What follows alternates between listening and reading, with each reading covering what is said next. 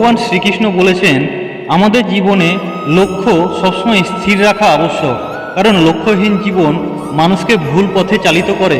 লোভ, ক্রোধ, হিংসা এগুলো আমাদের জীবনের পরম শত্রু, যার উপর নিয়ন্ত্রণ না থাকলে আমাদের মৃত্যু কিন্তু অনিবার্য।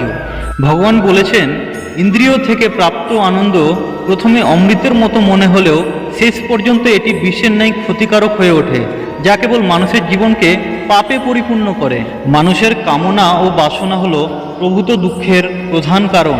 জন্মের সাথেই মানুষের মৃত্যু নির্ধারিত, তাই নিজের কর্ম করো যা অনিবার্য, তার জন্য দুঃখ করো না। জীবন ধারণের জন্য প্রয়োজন কর্ম অবশ্যই সম্পাদন করো, তবে বিনা অহংকারে, বিনা লালসায়, বিনা হিংসায়, কারণ সঠিক কর্ম করা উচিত ভালোবাসা, সহানুভূতি, নম্রতা এবং ভক্তির সাথে। ভগবান শ্রীকৃষ্ণ বলেছেন জীবনে কর্ম করে যাও, ফলের আশা কখনোই করো না। মনের